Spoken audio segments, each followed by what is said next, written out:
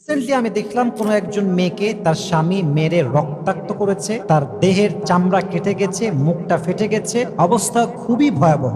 স্ত্রীর গায়ে হাত তোলা, স্ত্রীকে মেরে জখম করা, স্ত্রীর দেহকে ক্ষতবিক্ষত করা, এটা করে যদি কোনো পুরুষ নিজেকে বীর পুরুষ মনে করে, হি ইজ অ্যাবসলিউটলি রং। বরং সে বীর পুরুষ নয়, সে কাপুরুষের সন্তান। যুবক ভাইরা, ঠিক কিনা বলেন?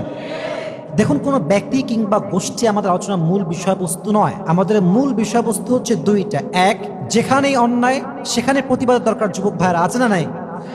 দুই, যদি কোনো ইসলাম বিরোধী কাজ আমরা দেখি, ইসলাম কি বলেছে, কোরআন কি শিখিয়েছে, এটার সলিউশন কি হবে, এটা আমাদের বলা দরকার। যুবক ভাইরা, আছে না নাই?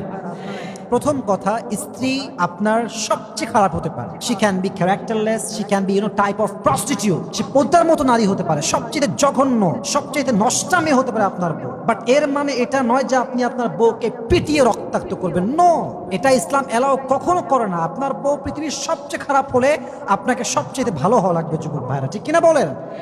ভালো মানে আপনি গায়ে হাত তুলবেন, ধমক দেন, দুই একটা বাজে কথা বললে বলা হয়ে যায় রাগের মাথায়, ঠিক আছে, বাট আপনি গায়ে হাত তুলবেন না। রড দিয়ে অনেক স্বামী স্ত্রীকে প্রহার করে, নাউজুবিল্লাহ, আস্তাগফিরুল্লাহ। এটা কোন ধরনের ব্যবহার যুবক ভাইয়েরা? না, কোরআন কি বলে আমি একটু বুঝাই বলি, খুব সংক্ষেপে আমি বলছি। দেখেন, কোরআন বলে যদি আপনার বউ পৃথিবীর সবচেয়ে খারাপ মেয়ে হয়, তিনটা স্টেপ আপনি নেবেন। প্রথমত, কয়টা স্টেপ? প্রথম, ফাইজুহুন্না। কি সুন্দর কোরআন, কি সুন্দর সিস্টেম। দেখেন, বউ খারাপ, শুধরাবেন কেমন? আল্লাহ তাআলা বলছেন আগে বোঝাও, ভালো করে বসিয়ে আদর করে মায়া দিয়ে ভালোবাসা দিয়ে পহলে উসে সমঝাও কি ইয়ে করনা নেহি হ্যায় তুমে, ইয়ে তোমার সাথ নেহি যাতা, এটা তোমার সঙ্গে যায় না, এটা করো না প্লিজ। ট্রাই টু আন্ডারস্ট্যান্ড, একটু বোঝা ট্রাই করো।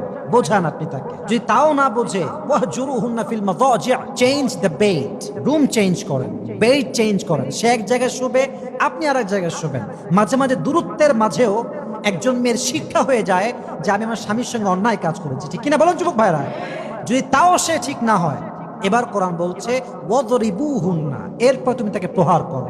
এখন প্রহার মানে যে আমি ইচ্ছা মতো মারবো, রড দিয়ে মারবো, হাত দিয়ে ঘুষি মারবো নাকের উপরে, না। মারার উদ্দেশ্য হচ্ছে, আপনি ব্যাখ্যায় আসছে, এমন বস্তু দিয়ে আঘাত করার যার দ্বারা দেহে কোনো দাগ না পড়ে। যেমন আপনি কোল বালিশ দিয়ে মারতে পারেন নরমালি, খুবই আস্তে, জোরেও আবার না। তাহলে বোঝা গেল ইসলাম জুলুমকে জায়েজ করে নাই। ইসলাম সব জায়গায় সুন্দর সমাধান দিয়েছে, ঠিক কিনা বলেন যুবক ভাইরা? সর্বশেষ কথা হচ্ছে, এই রকম ইস্যু যত বাংলাদেশে আসে, আমরা দেখেছি পুরুষের ক্ষেত্রে এক নিয়ম, নারীর ক্ষেত্রে হয় আর এক নিয়ম। যদি কোনো নারী তার পুরুষের অর্থাৎ তার স্বামীর, দেখবেন যে মাঝে মাঝে নিউজ হয় যে অমক বউ তার স্বামীর অন্ডকোষ কেটে ফেলেছে, তারপরে অন্ডকোষ কি করে ফেলেছে, ফাটাই ফেলছে। আর আমরা পুরুষরা গিয়ে, নারীরা গিয়ে বাহবা দিই, বাহ খুব ভালো কাজ করেছে, এটাই হওয়া দরকার। আবার যদি নিউজ হয় যে একজন স্বামী তার বউয়ের পরকীয়ার জন্য গায়ে হাত তুলেছে, বাস চেতনা শুরু হয়ে গেল।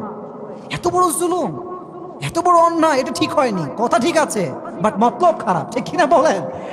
মতলব যদি ভালোই আপনার হবে, তবে আপনার মতলব দুই জায়গায় দুই রকম কেন? পুরুষের ক্ষেত্রে আপনার ইনসাফ করতে হবে, নারীর ক্ষেত্রে ইনসাফ করতে হবে, তবেই তো আপনি প্রকৃতপক্ষের মুসলমান হবেন, ঠিক কিনা বলেন যুবক ভাইরা? অতএব আমাদের কথা একটা, পুরুষ যত অবস্থান খারাপ হোক বউয়ের ব্যাপারে, একটা কথা অলওয়েজ আমাদের মাথায় রাখতে হবে যে বউকে আঘাত করে, জুলুম করে, মেরে, নাক ফাটিয়ে সমাধান হবে না। সমাধান করতে হলে ঠান্ডা মাথায় সমাধান করতে হবে যুবক ভাইরা, ঠিক কিনা বলেন?